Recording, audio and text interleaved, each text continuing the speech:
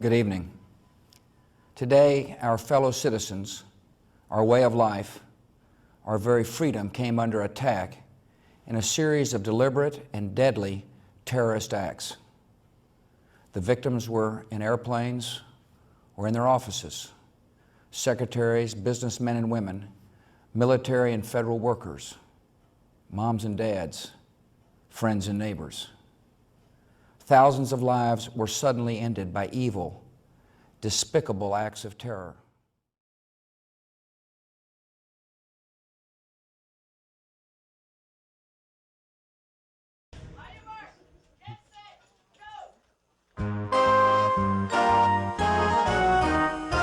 About 9/11, Mr. President, I want to believe what you told me is true.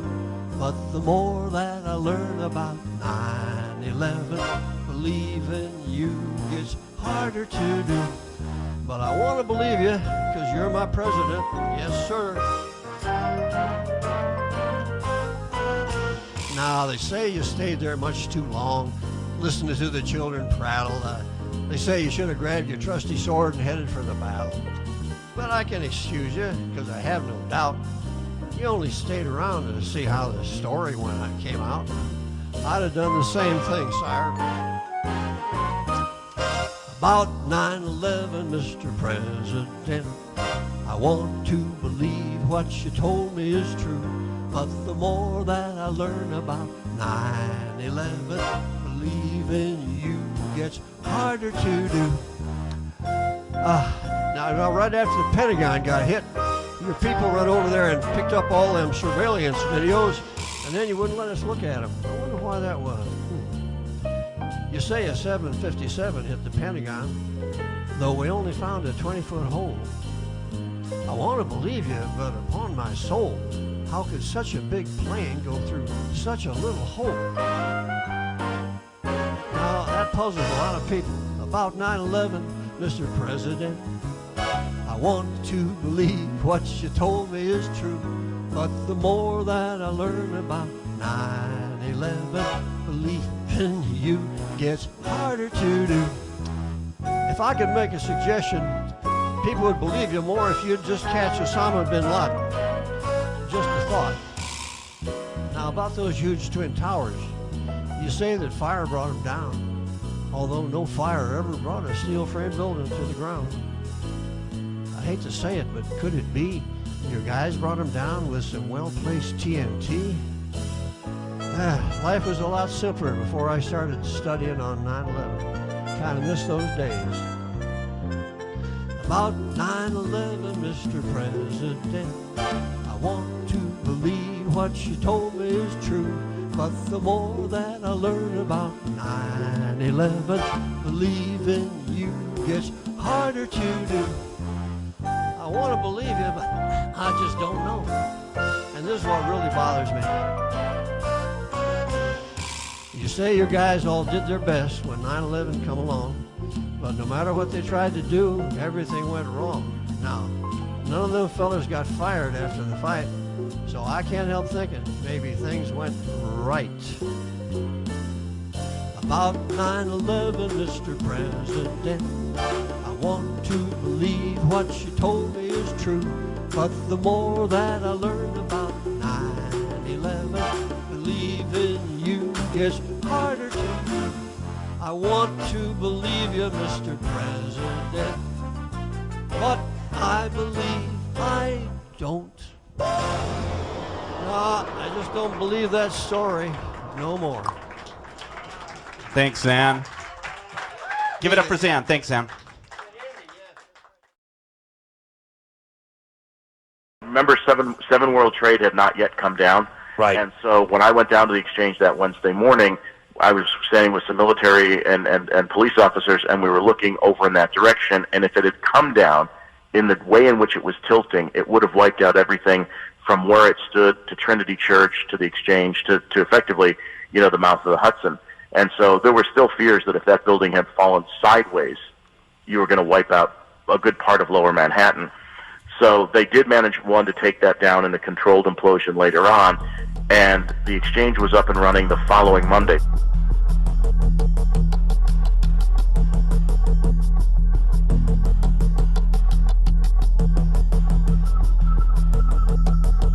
That building right there, the brown building, the tall one, is number 7 World Trade Center. I've heard several reports from several different officers now that that is the building that is going to go down next. In fact, one officer told me they're just waiting for that to come down at this point. By noon or 1 o'clock, they told us we had to move from that triage site up to Pace University, a little further away, because Building 7 was going to come down or being brought down. Did they actually use the word brought down, and who was it that was telling you this? The fire department, and they did use the word, we're going to have to bring it down. Keep your eye on that building, it'll be coming down. The building is about to blow up.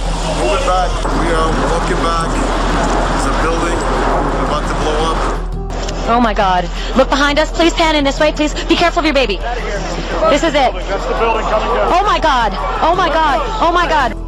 And I turned in time to see what looked like a skyscraper implosion. Looked like it had been done by a demolition crew. It was almost as if it were a planned implosion. It just pancaked. Third time today.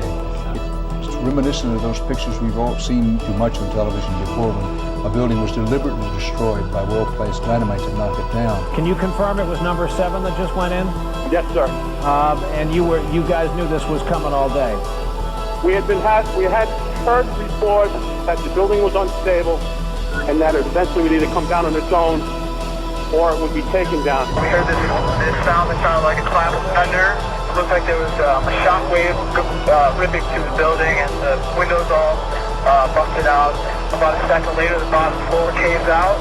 The building followed after that. You heard explosions, like boom. There's like a distinct sound. It's not like when the compression, like boom, boom, boom, boom, boom, like floors that were dropping and collapsing. This was boom. The whole time you hear boom, boom, boom, boom, boom. I didn't see any reason for that building to fall down the way it did, and a lot of guys should be saying the same thing. So they did manage, one, to take that down in a controlled implosion later on, and the exchange was up and running the following Monday. This point about democracy and the price democracy may have to pay, because you know very well that many passengers in the United States have long expected to be able to walk into an airport, get on a domestic aircraft unhindered within about 10 minutes of the plane taking off. They expect that as a free country. And it's a part of the problem that we have in a world which is so turbulent that we won't be able to isolate our advanced way of life from what happens around. And it's a time to launch a operational, concrete war against terror, even if it takes certain pains from the routine activities of our normal society.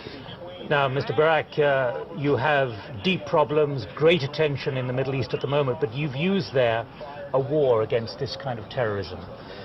What can be done? Because the great thing that is talked about by people like you, diplomats, politicians, world leaders, is preventing conflict before it happens. When you talk about a war, how do you take a war or a challenge or a struggle to those who are determined, through 3 or 4 people only today, to hijack 4 planes at least, as we know, hit the Pentagon, hit the World Trade Center, try and hit, we believe, somewhere else? How do you take a war to 4 people? Wise Old Man is back. I don't know exactly how I'm going to title this video. It's about 9/11. I'm thinking of calling it The Wise Old Man Expresses Disdain for New York City. The city that took a beating lying down showed no courage. Showed no courage. Well, they're the victims. They're the victims. Those pictures of people falling are horrible. But the city never woke up to what actually happened. They're still buying the, well, you know, the polls have said that New York City is more skeptical about the official story than any other place in the country, and they should be. But what are they doing about it? There's some group there wanted a new investigation by the government, by the same government that said killed your people. And the same judicial that stopped any victims from getting into court. No, that's not going to work. The only thing is to get mad and get informed. So I might call it a letter to Letterman. I'm talking about New York City. You know, they're the victim. They're a victim. 3,000 people killed, maybe more. And but a victim has responsibilities. A victim has to pursue justice and has to help people that are trying to achieve justice. And New York hasn't done it. So if you watch the Letterman show at night, hold it. Oh, boy, that feels so good. If you watch the Letterman show at night,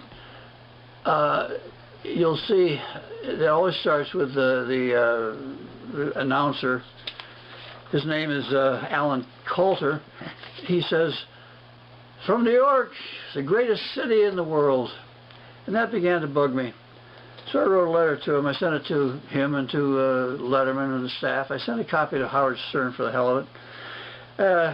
By the way, all those late night comedians, they never say, they make fun of everything, especially Republicans. They make fun of everyone except Israel. Duh. They're working for Jewish-owned networks. So what do you expect? They're all Gentiles, even the one on 7. They're all Gentiles, and they're selling out for a paycheck. Jay Leno is selling out for a bunch of old cars. Sick.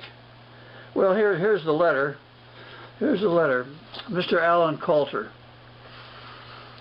Late Show with David Letterman. Dear Mr. Coulter, at the beginning of each show, you crow, "New York, the greatest city in the world." Forget greatest. How could a city be considered anything more than pathetic when it allows these things to happen? Got 5 of them. 1. On September 11th, 2001, New York City has 3,000 of its citizens murdered by its own government and by the government of an ally, so-called Israel. 2. New York City does not discover the true murderers of its citizens and does not rise up in anger against them. 3. For over 10 years, New York City goes along with the ridiculous official story which claims that on one day 3 of its steel frame buildings fell because of fire when, and this is underlined, no steel frame buildings had ever before fallen due to fire. By the way, the first steel frame building was built in New York, I believe. It was the Flatiron Building, built on that crazy block like this. They call it the Flatiron Building. That was back in 1906. They've had fires in buildings lasted a couple of days, and they didn't fall. Number 4, worst of all, New York City allows the blame for these murders of its citizens to be placed on totally innocent Muslims.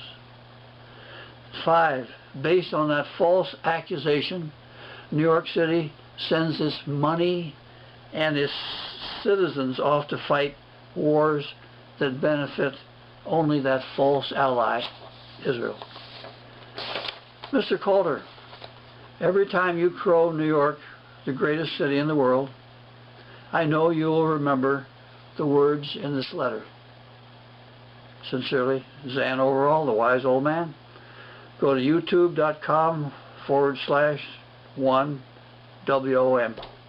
For evidence, check out www.rediscover911.com.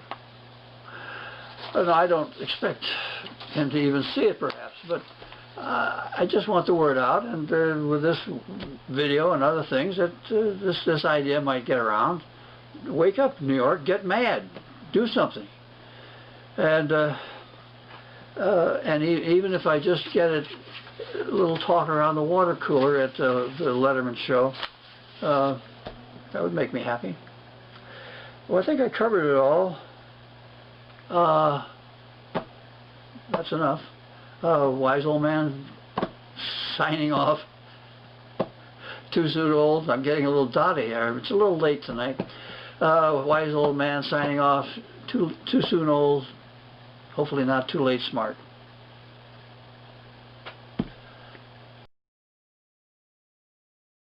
They shouldn't be called an ally. They don't deserve it. 4 days into the 1967 Six-Day War, these men witnessed and survived one of the most deadliest attacks on an American vessel by a close U.S. ally, Israel. The torpedo entered the ship right about here.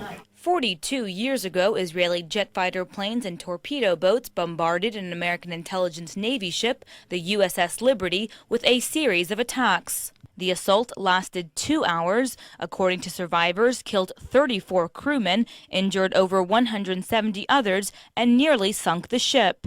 The whole story of it being an accident is just not true.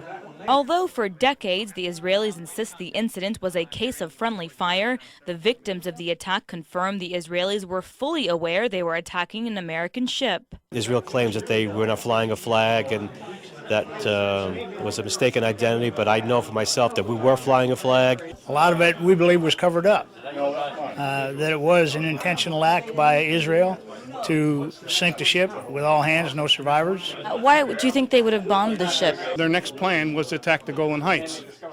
So the troops they had on the Sinai now had to be moved to take the Golan Heights. The fact that the Israelis were massacring Egyptian troops, Egyptian prisoners of war. They had so many of them, and once again, they wanted to move all the troops they could to the Syrian border, and they couldn't handle the Egyptian prisoners of war, so they massacred them. So it's perceived that they thought that we were intercepting the fact that that happened. This is a provocative act of war, would you not agree? Oh yes, definitely. What happened? How did the U.S. react when this happened? USS Saratoga, which was I can't tell you how many miles away, but it was several miles away, launched aircraft to come to our aid once we got the Mayday signal out. And those jets were recalled by McNamara, I believe. They relaunched, and the second wave was called back by President Johnson himself. That he did not want, for whatever reason, did not want the U.S. involved in this on our side. Why do you think that is? Because I think Israel has too much money and they can have too many controlling interests in our government. I know there was a conspiracy between our government and Israel at the time, so that's the reason why they didn't pursue it, and why the investigations and the interrogations were done and covered up because of the alliance between Israel and the United States, which I think is wrong. I don't care who they are.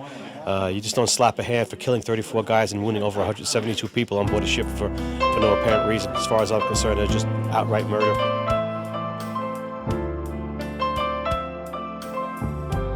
I remember the sweet sounds of a summer night in a small town. I remember the crickets and the song they sang when the sun went down. I remember the quiet talk on quiet porches, voices I love so. I remember the good life in my hometown long ago.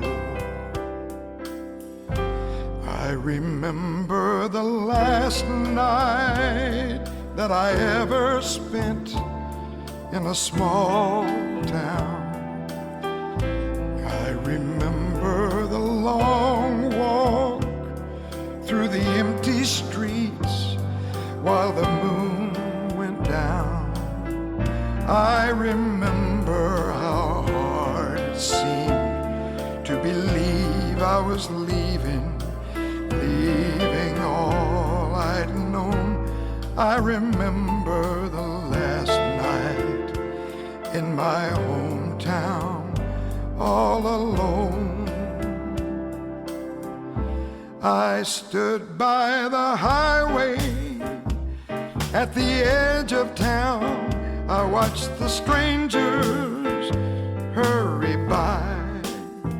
They'd be in the city in another night.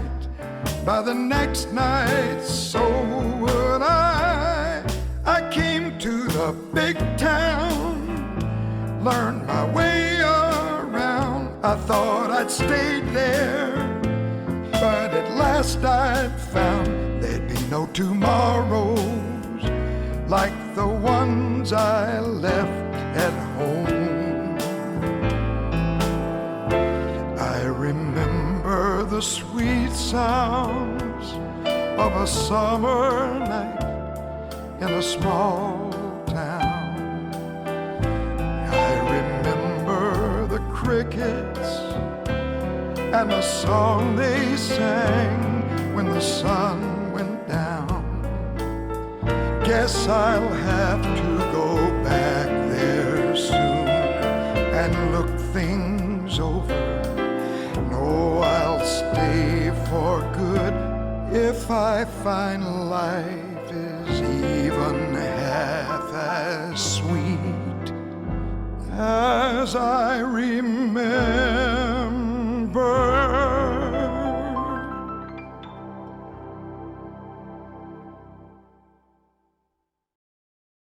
Completely abandoned 9/11 truth. He doesn't talk about it anymore at all. Mm-hmm. What do you think about like the Bible and talking about the synagogue of Satan?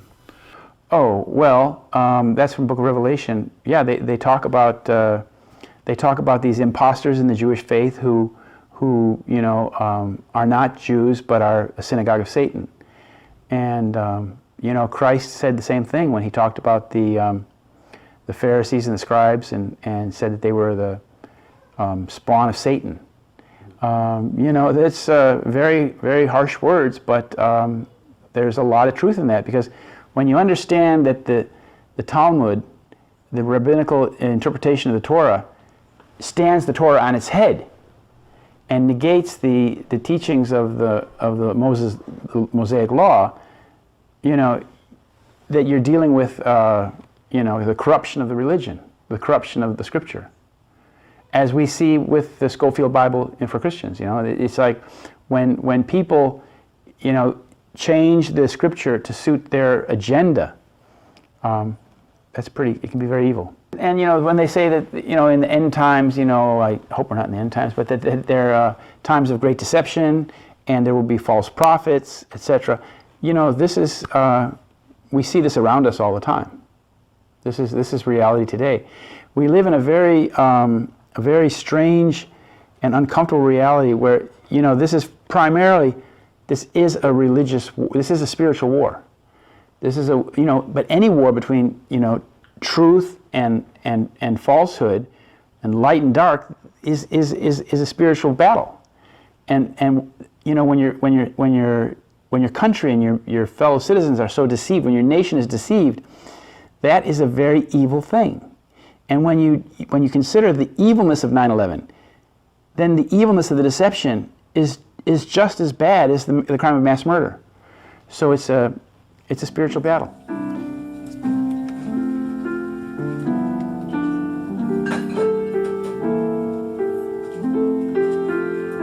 I'll say that again for impact. Grandpa was proud of Grandma's career, but he wished she'd been his through all those years. When Grandma saw his mind going there, she'd tell him how much she loved him and remind him of all that they shared. Then she'd give him a kiss and say once more the loving words that she'd said before. The opening acts have come and gone. They were great, but life moves on. The years go by, and I've come to know we're at the high point of the show. Remember this, you gray-haired darling, I love you now, and I always will. It's just like they said in dear old vaudeville. Join me. Next to Colby is the breastplate. Let's do that again. Slower. Next to Colby is the best spot on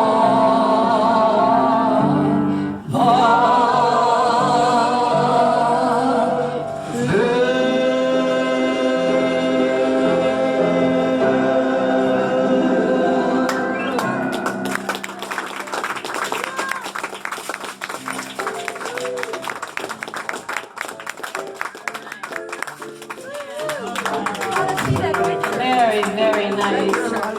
Well, I think I've covered it all. That's enough. Wise old man signing off.